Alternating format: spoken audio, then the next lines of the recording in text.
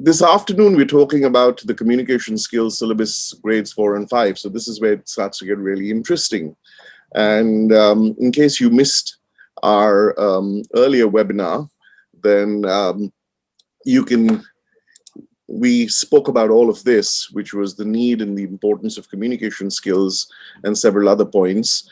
And of course, that recorded version is also available on the Trinity India website through our YouTube channel.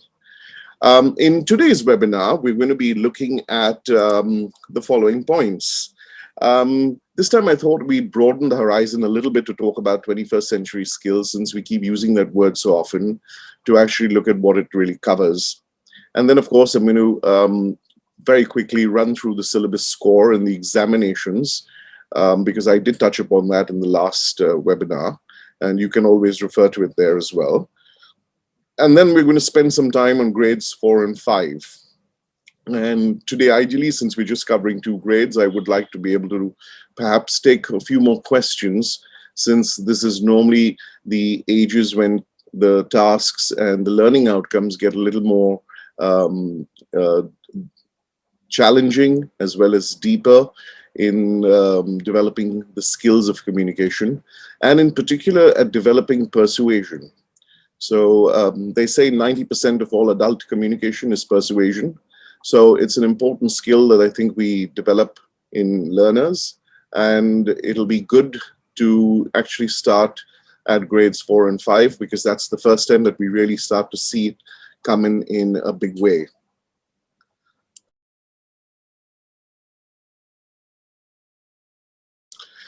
So on that note, let us begin this afternoon. And let's look a little bit at 21st century skills. So this is straight out of the Psychiatric Times.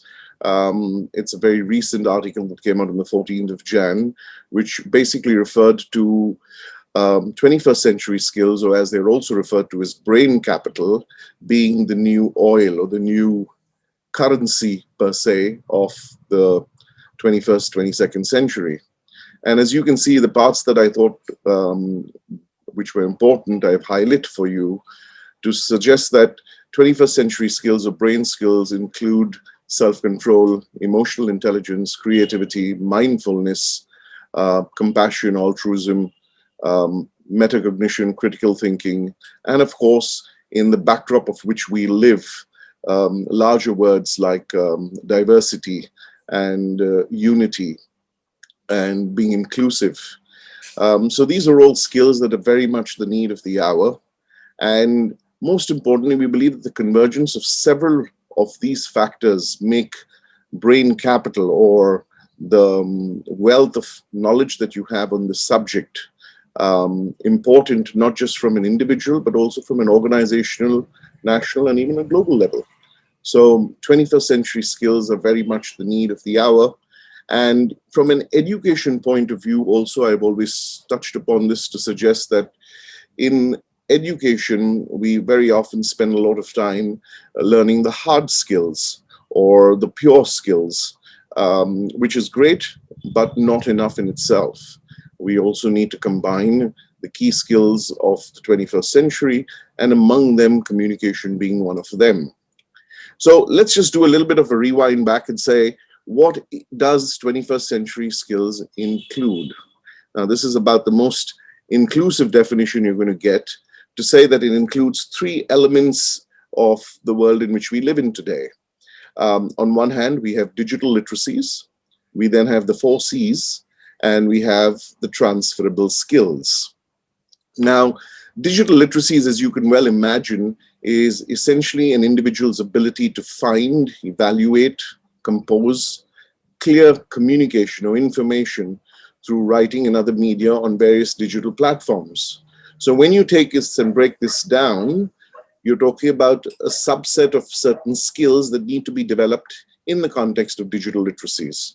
And that includes a photo-visual literacy, which is the ability to deduce information from visuals. In fact, it's been proven that every 10 years, the physical structure of the human brain changes. And with more connection points being built, the ability to process information has gotten so much faster than it has ever been before. A case in point would be, for instance, for a lot of us brought up in our generation pre-internet, reading the news obviously means reading a broadsheet, or at least that's the preferred format. But for a lot of the current Gen Z and the millennials, many of them may not even know what a newspaper looks like, but they still process all the news and perhaps even more, but they do it, a lot of it through visual literacy, and a lot of it on multiple devices, multiple screen sizes, in a variety of ways. So hence digital literacies has taken on that level of importance. So the other ones, of course, are the reproduction literacy, which is your ability to take all that you're able to synthesize and process and create your own unique piece of work by blending and joining. Excuse me. Then, of course, you have something known as branching, which is being able to navigate the digital space. Now, this is perhaps the most non-linear of all spaces that we ever have had. So hence, being able to work with all of them at multiple levels of efficiency is certainly a skill that one needs to have. And then, of course, you have information literacy, which is the ability to search, locate, assess, critically evaluate information found everywhere, on the web, on the shelf, and so on. And all of this must be done in the context of a social and an emotional space, which helps keep this rationally human. So this is what we talk of as digital literacies, and it forms one component of the 21st century skills. The other one is the 4 C's. Now, this, not much has changed. They're still as valuable as ever, and I will explain this in a moment again. But here we really talk of creativity, which is the ability to use imagination and critical thinking to create new and meaningful forms of ideas. Critical thinking in itself, which is when we start to analyze and evaluate and interpret and synthesize and apply creative thought to forming any sort of communication or argument or solving a problem or even reaching a conclusion. Of course, collaboration really doesn't need too much of an explanation, except to say that we all work as an inclusive community. And while this is about the simplest definition it is, perhaps it's also one of the hardest things to do in this world today. Everyone seems to be pulling in different directions, which is why I think it's very important to be able to stress the need for collaboration. No matter what level of education you have or what that paycheck is, collaboration is the key to any form of forward advancement or movement in this world today. And finally, of course, communication. So I've taken the liberty to explain this in my context to say that communication is simply the transference of meaning and feeling. So like I mentioned in the last webinar, the definition of communication from the time it first appeared in dictionaries, which I believe was somewhere around 1811, I think, right up till 1976 had been changed 126 times. So this is perhaps the most inclusive definition, which talks about the transference of meaning and feeling from one place or person or group via any medium. All right, so as you can see, whether we talk about a digital world, perhaps communication is now more important than ever before, because it's not just reading and writing, it's the ability to convey ideas in a shorter text form, or very often through a series of WhatsApp chats or whatever other medium we use. So hence communication is very much the need of the hour. Now, this covers the 4 C's, but we now come to the mother of them all, which is transferable skills. Now, I've cited over here a UNICEF report, which came out at the end in December 2019, and you can access this online by just searching for it. It's a lovely PDF document, about 35 pages, which really talks about transferable skills in its entirety. Of course, this particular report was intended for the Middle East and North Africa and parts of Asia. So there's some parts of this report which are wholly specific to the region.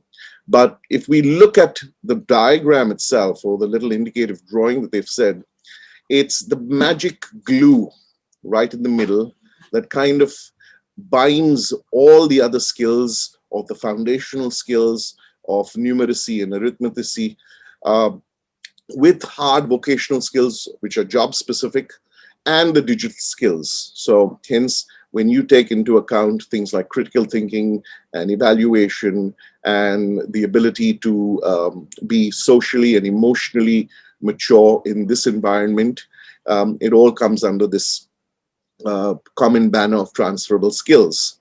And you can see the definition over here is basically to be agile, adaptive learners equipped to navigate personal, academic, social, and economic challenges.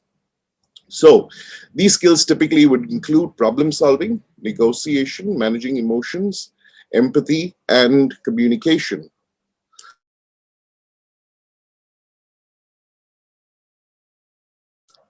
Now, to delve a little further on this, I thought I should actually share with you a report from the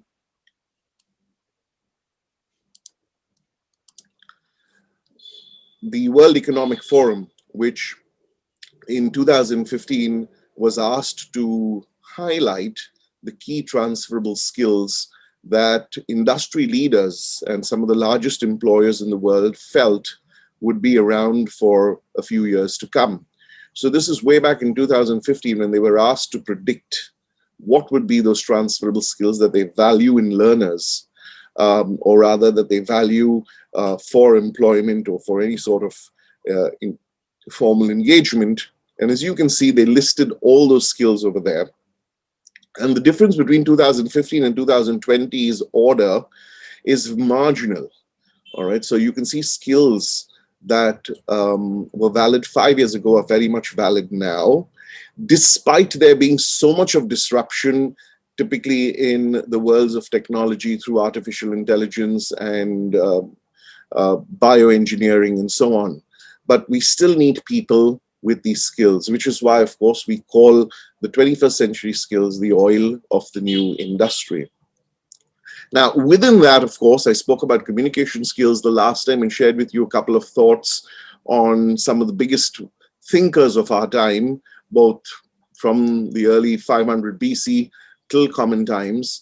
But perhaps this one really says it all, which talks about how important communication skills is in the context of what we do. And I think as parents, as teachers, and as adults who've been around the block a couple of times, you would undoubtedly agree with this quote to say that irrespective of what we study, what we do very invariably sometimes lands up being at odds. And some of the key reasons why we do succeed is because of communication skills. And even if you are driven by hard data or you're driven by science, you would realize that your ability to ascend a particular position comes down to your communication skills. If you've been following the coronavirus reporting over the last few months, like I'm sure everybody else in the world has, you would have realized how powerful communication can be and yet can't be. Dr. Fauci was a name that came up in the context of America as the gentleman who heads the infectious diseases branch. And over time, he was able to withstand various kinds of pressures, political and otherwise, to be able to still communicate the truth and still be respected for his ability to communicate. And undoubtedly, despite all his science behind him, it's his communication skills that kind of keeps him in that place. And if you look around us, you look at many people who are professionals in their industries, thought leaders, thought inspirers, they would invariably have the skill of communication. So that brings us to our communication skills syllabus today. Now, the syllabus that I'm referring to is this particular one. Of course, this syllabus is the one which was released for in-person exams. That's when you have a face-to-face live in-person examination. There is no difference between this syllabus really and the digital version, except that the digital version has been adapted in some form to keep in mind the medium of digital. But otherwise, the skills being assessed, the learning outcomes, the assessment criteria, all very much the same. Now, just a note over here about the level of English required. So I think it was at the last webinar where a particular teacher had, referred to the fact that this syllabus was not very helpful for English teaching. Yes, you're absolutely right. In fact, this is a separate skill set treated with the nuance or within the nuance of communication. And we do, of course, have language learning syllabi, which is the GESE syllabus, or the graded exams in spoken English, for the 2 skills of speaking and listening, as well as we also have the integrated skills in English, which is the 4 skills that includes reading, writing, listening, and speaking. Now, in a communication skills exam, we are not testing English. We are not assessing your English, which is why there is a very specific note to say that your English should already be at some level. In fact, the minimum level we request is a B1, and from grades 3 and above of the syllabus, we say it should be a B2. And finally, of course, because grades 6, 7, and 8 are quite demanding on both your language as well as your skill, we say that you must have the equivalence of a C1. Now, this does not mean that you have to go out and get a test for the language. Quite simply put, I think a lot of our young learners who are already in school, typically from grades, the ages of, let's say, maybe 14 onwards, they can handle a grade 6 onwards. Okay, I'm going to be talking a little bit about the age guidance as we go forward. Now, from this, I'd like to now get into the core of the syllabus, which is the first few pages of the syllabus. And I think these are the most important pages, particularly for us as teachers, because it kind of lays out not just how children are going to be assessed, but more importantly, would provide us as teachers the food for thought, so to speak, of what to teach, and more importantly, how is it being perceived, and so on and so forth. So in this particular section, I've highlighted a couple of the very important pages that I think you should definitely look at. So for instance, when we talk about the relevance of this particular syllabus, we see that it's essentially for candidates who want to focus on the practical, creative tasks that reflect the real world situations. So we've always said, and this is what Trinity is known for, is creating authentic engagement and authentic situations for the assessment of authentic skills. So the syllabus is developed in such a way that it will help you be equipped for the real world, not for a world in which you ask hypothetical questions, but for what you would use every day. Now, similarly, what gets covered are things like talks, presentations, the ability to develop your own ideas, assimilate information, respond appropriately, all things that we spoke of when we were talking about transferable skills, and to some extent, even digital literacies. So here you see that candidates talk not just on familiar topics, but even unfamiliar topics. And we'll come to that a little later, and particularly in grades 6, 7, and 8. But most importantly, in order to be authentic, it allows for a candidate to create their own program within the construct of some very broad structural framework, which we call the learning outcomes and the assessment criteria. So as you can see, I've detailed all the skills and the 21st transferable century skills that get developed through this syllabus. Now, in terms of looking at the ages, which is the syllabus is intended for, we say 5 years and over should be doing an initial grade. All right. Now, this is a guidance. All right. So it sometimes could mean that you could be a little higher than the age guidance or a little lower than the age guidance. But nonetheless, this is a rule of thumb, so to speak. So if you're 5 years and over, a grade initial. If you're 7 years and over, a grade 1. And if you're 8 years and over, then you start a grade 2 or a grade 3 of the Trinity syllabus. Now, from the ages of 12 over, we look at grades 4 and 5. And by the time you're 16 to 18, you look at grades 6 to 8.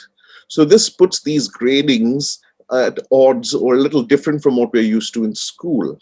And the reason for that is that all these grades are pegged against levels. So the initial grade is part of the initial level. Grades 1, 2, and 3 are part of the foundation level or level 1. Grades 4 and 5 are part of the intermediate level or level 2. And grades 6, 7, and 8 are part of the advanced level or level 3 of the regulated qualification framework. That's what RQF stands for. And the regulated qualification framework is essentially a system in the UK that creates some level of parity between recognition and qualifications of all assessments available. I will talk about this a little later, but let's just see how does one do in an exam. So essentially, 64 and below is a below pass, all right? 65 to 74 is pass, 75 to 84 is merit, and 85 or more is distinction. Now, in this particular webinar, a little later, I'm going to be looking very closely at what determines a distinction, what determines a merit, and so on.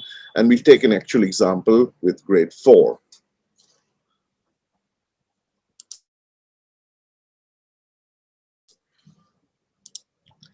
Now, when we talk about the recognition, and this is important to know, is all our assessments happen across the world, which is why we're an international exam board regulated by Ofqual, which is the Office of Qualifications and Exam Regulations in the UK, which also has its sister recognition in Northern Ireland and Wales, and in very many other countries also around the world, although each one you need to check on individually.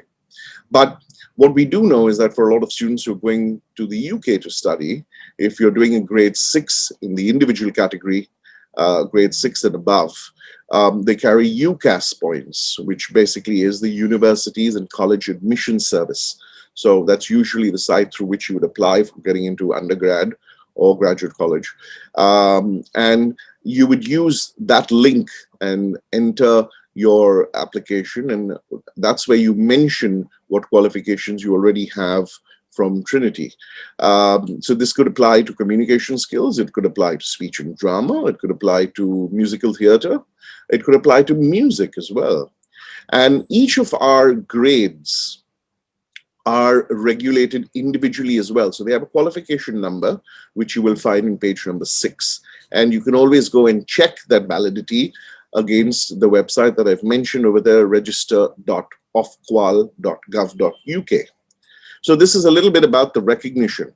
Now, in terms of what does this mean, or how do I know at what level of experience or what level of skill or how much time does it take to build up the skill is involved in the syllabi. So we work on something which is known as the total qualification time, which is the total amount of time required to be able to indicate that a learner has reached a certain level of maturity. Of course, this is just a guide, okay? It may vary based on candidate to candidate. But within the total qualification time, which is the last column that I'm referring to, it's made up of 2 other components, which is the guided learning hours. That's the time spent by a student with a teacher. And this teacher need not be a formal teacher, but certainly someone who understands more about the subject and is in a position to teach the candidate about the subject. And a combination with their independent learning hours. So which means that when you as a teacher spend time with your students, a lot of the skills that are developed or that you're working on, a child will get a chance to actually go and apply. And again, that setting of application could be anywhere. It could be the playground. Critical thinking or the ability to communicate could vary from one place to another. So it could be the playground, it could be the school canteen, it could be a college cafeteria, it could be the home, it could be anywhere really. All right, it could be at a friend's birthday party. All right, so the ability for a candidate or for a child to be able to apply it is part of what makes independent learning hours.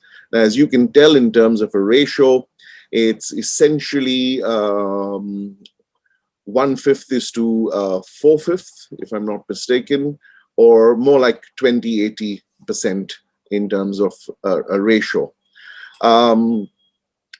Going forward, you have got the details for all the other grades available to you. Now, I'm going to pick up the pace a little faster because I want to explain a few other things, and these are the pages already there in your syllabus. It's page 7, talks about the various options that you have for studying. So after grade 8, you could do an ATCL diploma, which is the equivalence of a RQF level 4. If we were to put this in Indian terms, I'd say that's the equivalent of like a first-year bachelor's. And an LTCL, which is a licentiate, which is the equivalent of a bachelor's. All right. So, of course, these are performing related diplomas. We do also have teaching diplomas. All right. So these qualifications could, of course, get you into higher academia. You can also get into teaching. You could get into certainly senior professional positions as well based on these qualifications. Now, the last pages over here, that's page number 4, talks about a very, very important component, which I think I've spent quite some time talking about, but this is available for you to read, which actually details all the 21st century skills that the syllabus covers. There are a total of 8 of them, and the meaning of each of the skills in terms of what can you really do or what does the skill mean, and where in the syllabus is this supported is also highlighted for you. So there are 8 of them.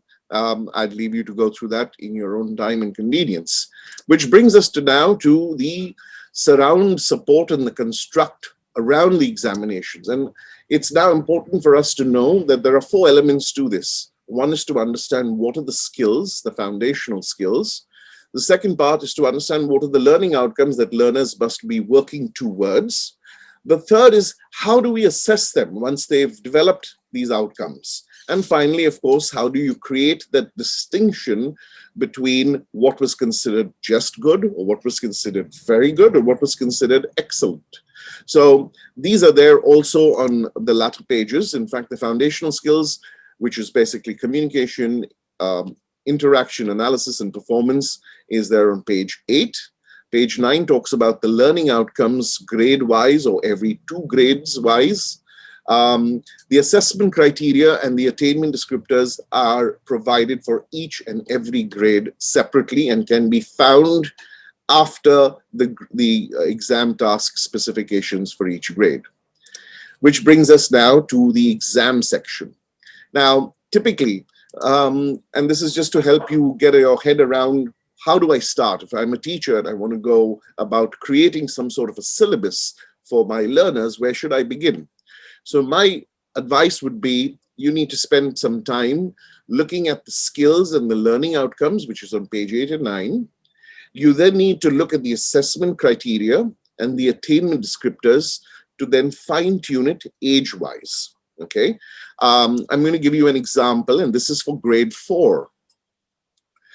Here I've listed out for you the learning outcomes of grade 4, and then I've put a red bar that says how to implement this. So you need, as a teacher, to develop tasks using the learning outcome, which means showing that the candidate can, let's say in the case of the first learning outcome, can engage clearly with fluency and expression in conversational exchanges. All right. Now, that is the outcome. You need to develop a task for the candidate. All right.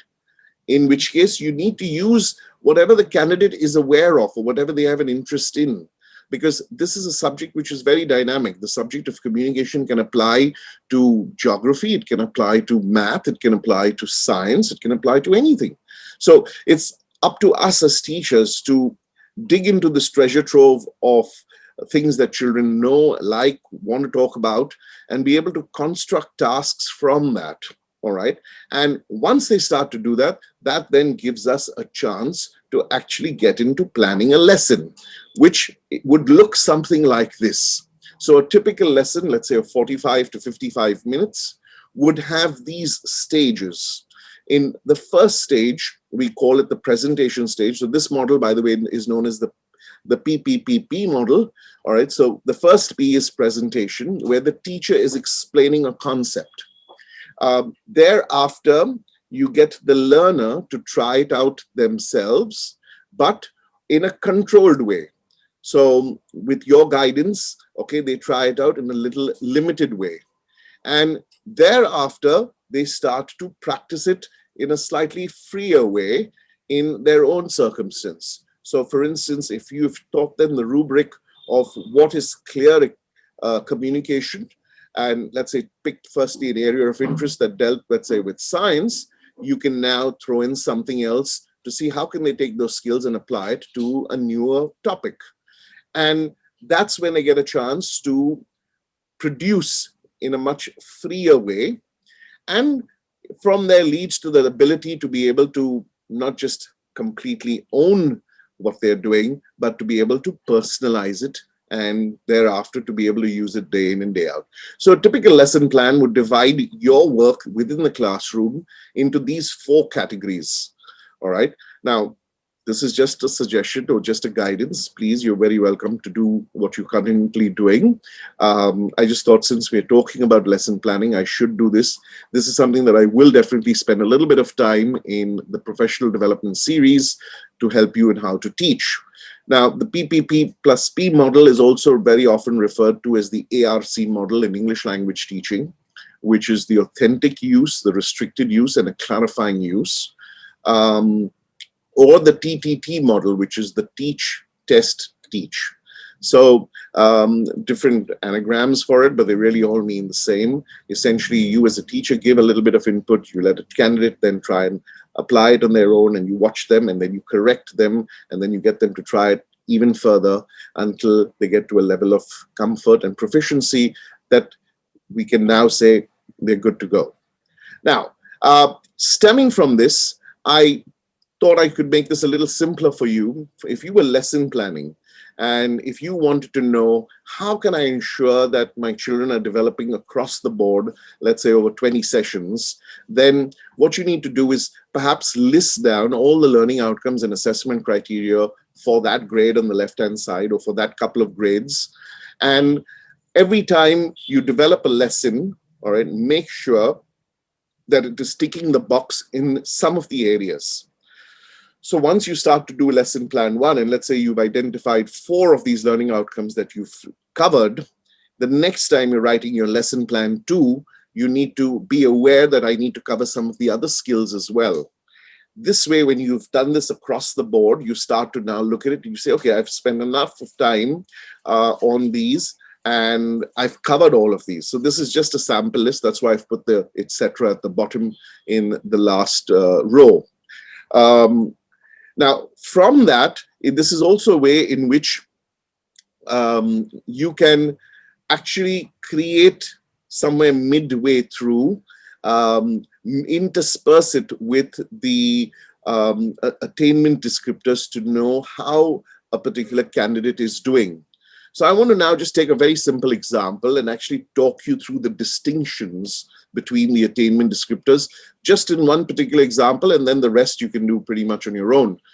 So let's just take, for instance, task 1, where the candidate gives a presentation that describes a personal interest, challenge, or achievement. Okay, now, how would you know whether the candidate should get a distinction or a merit? And which skill are we focusing on? So for the moment, just look at number 1, all right, across all the columns. Let me just take you through the below pass category. So here we can see the part that is the font that is in gray is the metric, or what we're using to measure, or the criteria. And where you see the words in red, that's the words which express the relatively different levels of achievement. So for instance, a candidate will get a below pass if they lack clarity, fluency, and accuracy. whereas they will get a pass if they are audible, clear some of the time. They will get a merit if they are audible, clear, fluent most of the time. And then if you look at the first column distinction, they will get a distinction in that particular skill set, all right, when they are audible, clear, fluent throughout, all right. So this way, each of the metrics is taken and is benchmarked across these 4 criteria. Those 4 differentiating criteria I've highlighted in red words, and the actual criteria I've highlighted in a darker or the bold font. And the same way, we've done it across different metrics. So you can see audible and clarity as one. You can see fluency. You can see integrated verbal and non-verbal communication. You can see meaning and expression. You can see engaging with an audience. You can see clear and logical structure. You can see audience needs and responses. You can see interaction with the examiner. So these are all the metrics that we're looking at, all right, for this particular grade. So I hope this is food for thought for you to now go and take this apart and get threadbare into trying to understand how does one really develop a candidate. Because right now I've shown you how to take apart the syllabus. In much the same way, you can now start to mix and match and join back the syllabus. Now, as far as teaching goes, when you're getting closer towards an assessment, you can use criteria, which for a candidate task-wise, that gets to you to measure or keep assessing whether they're able to do it not at all, or whether they're able to own it to such an extent that it fits the criteria of distinction. So this kind of becomes some way of you assessing how your work is going across the entire calendar plan. Now, let's look straight at the tasks. So grade 4 task 1, the candidate gives a presentation that describes a personal interest, challenge, or achievement. That's what we were talking about just now. The skills covered over here: communication, interaction, analysis, and performance. For this particular task, the candidate should stand. Now, if you were a teacher and you were trying to develop this task in a candidate, I've kind of put some sort of a rostrum or a structure or a scaffold for you to look at how to develop this. So first start off with what is the interest that the candidate really likes?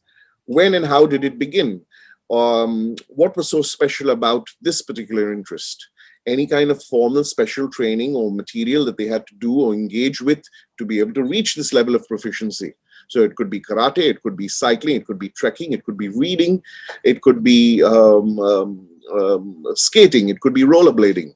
All right. Then have they helped or contributed in any way, which means what do parents and friends think about it? Any special achievement that they may have had, a day that kind of they remember the most while enjoying this interest. So as you can see, I've given you 9 different talking points, and even if you take them each for about 30 seconds, you would get your total time of 3 minutes. Now, the task is not over by just presenting. The examiner then engages in a discussion for further information. So the examiner is not going to ask you to repeat anything. They now want you to have developed this task with a great level of ownership and understanding, which is why teachers, please, students do not need to learn a script, and neither should we be preparing them with a script.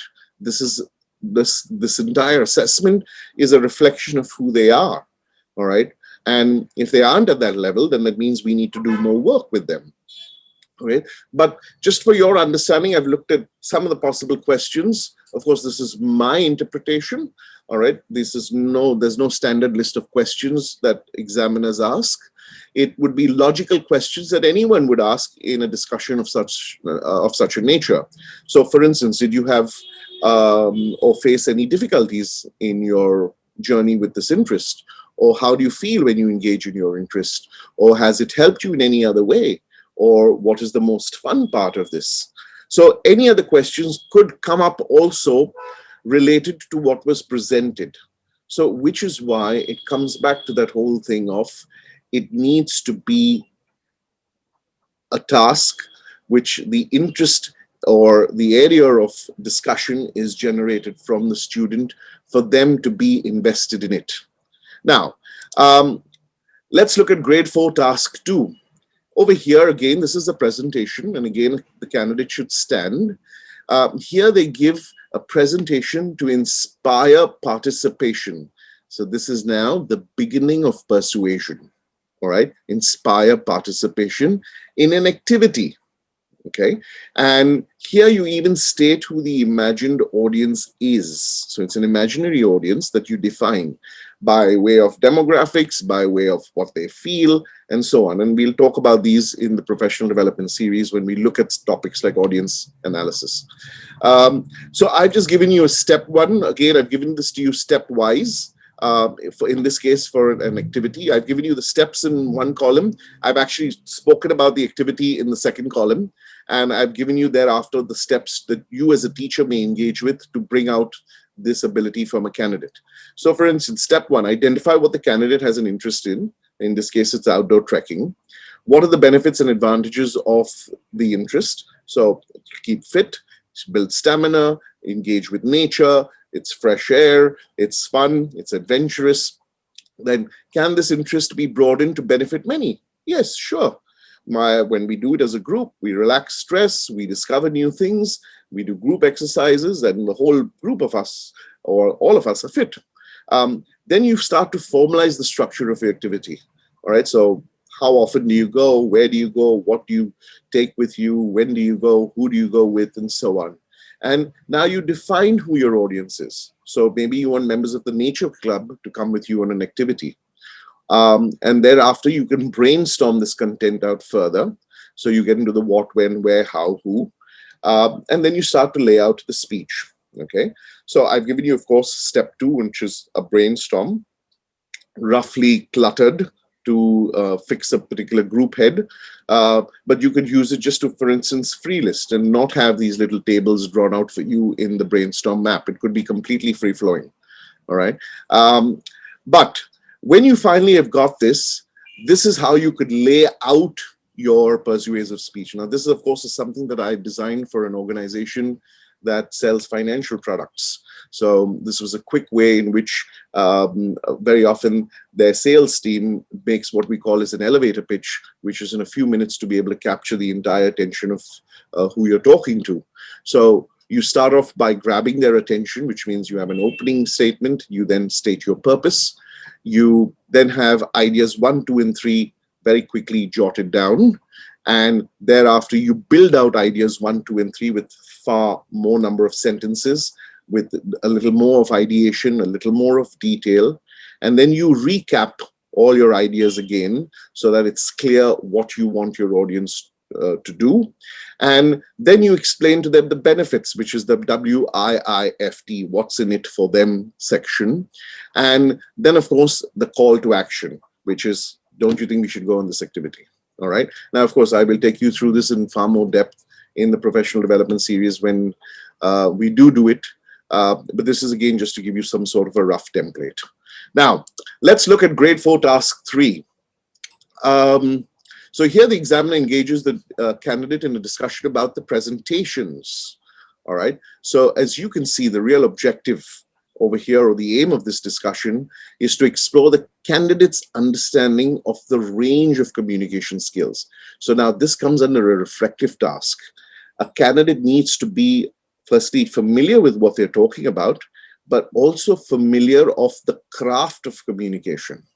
And that's the beauty of this subject. It's not something that you study by heart and go and score. It is something that you have to be able to show you understand, which is why it's a real world authentic engagement. So you're talking about the range of communication used both in the presentations and the ability for you to identify these, all right, and think of how they may have impacted your communication. So candidates will then be asked to reflect on aspects of the journey in developing this entire process. Now, to help you over here, I want to just share this, how to go about presenting or how to go about preparing for this task. So, for instance, if you were looking at the preparation material, step 1 is you would take the examiner through what you did, which is really step 1, which is where I explained to you the colored graph. How did you go about brainstorming it? You would share with them perhaps your brainstorm sheet as a visual or explain it to them. And step 3 is you then explain the layout of what you did and how you went about preparing your material. On the right-hand side, the green graph essentially is talking about your understanding of vocal skills. So by and large, within the context of vocal skills, we really refer to the ability to emphasize certain words or certain phrases, the ability to pause, the ability to maintain a certain pace or slow it down, and the ability to use tone or pitch or inflection, all right, in various ways. So one is you now need to build in a little bit of an understanding, a little bit of theory on what is the difference of these. But it must be evidenced by them being able to do it. So the candidate then explains not only the fact that I use these vocal skills, but this is how I use the vocal skill by, for instance, pausing just before I announced where we were going for, let's say, our activity, or pausing just before a nice expectant pause for effect. Before I announced what the audience would benefit if they engaged in this charitable endeavor. So this gives us as a chance as teachers within the context of classroom planning an activity to do a lot. Now, moving on from there, grade 5, task 1. I'm sorry if I think I'm experiencing internet troubles. I hope I'm audible. If I am, can you just type yes, please, in the chat box? I've just been flashed a message saying my internet connection is a bit of a problem. All right, thank you. Okay, so coming back now to grade 5, task 1. Here you can see this is a presentation in support of a particular cause or charity. So it's very similar to grade 4, task 2, which is why I've pretty much drawn out the same kind of columns. Except that here I've changed the parameters and I've said in step 1, you identify what the candidate has an interest in. So let's say the child likes reading, all right? Now, maybe the cause could be related to reading. So it could be reading to blind children, okay? Now, step 2 is then you develop the cause around the interest. So it could be a social cause. It's good because it's giving of our time. It's empowering the blind. So all the upsell points of making a persuasive presentation. What benefits can be delivered to the cause? Well, essentially, if we read to the to little blind children who get only a fraction of the books available in Braille compared to what we get, then we are opening up the world of imagination for those little children. Then you start to formalize your structure of the presentation, which means the cause, the details, the benefits, the sacrifice involved, and you put that down in terms of the plan. So the itinerary, the time, the venue, the activities, the flow of the activity, and so on. You define who the audience is. In this case, it could be members of the book club. You brainstorm out the content, which is the when, where, what, why, how, in your mind and on a sheet. And then, of course, you lay it out in the form of putting it through a rigorous test. So let me tell you what that rigorous test could be. It would be firstly a brainstorm sheet, and then checking to see that you've ticked all the boxes of the traditional rhetorical appeal that Aristotle made reference to so many years ago, where your appeal or your persuasive speech has both an emotional appeal, or tugs at the heart. It has a logical appeal. That means you're explaining the benefits of why they should do it. And it has a very personal appeal, the ethos part, as to what does this mean to you? What could it mean to your audience? What is your knowledge of the subject? And so on. So once you put it through this rigorous test, again, then you can come back to laying it out on this kind of a format. All right. So this again, now, by the way, in case you're wondering, what are these numbers that I've listed over here, 1, 2, 3, 4, 5, 6? It's actually a very interesting process. So while you deliver your speech from top to bottom, you go about plotting your points from the bottom to the top. So if I was to, I'm sorry, I know I'm digressing, but I figured that you may be asking yourself why these numbers are in reverse order. So I thought I should tell you. So for instance, if I'm developing a persuasive speech, and if I had just, let's say, 5 minutes to do it, I would be concerned with just the bare-boned approach. And in the bare-boned approach, I want to know what is my call to action for my audience. So I write that down in number 1. The second point, what's in it for them? Why would my audience want to join? So I jot that in over there. 3 main ideas. All right, so I write down those 3 ideas over there, just above that.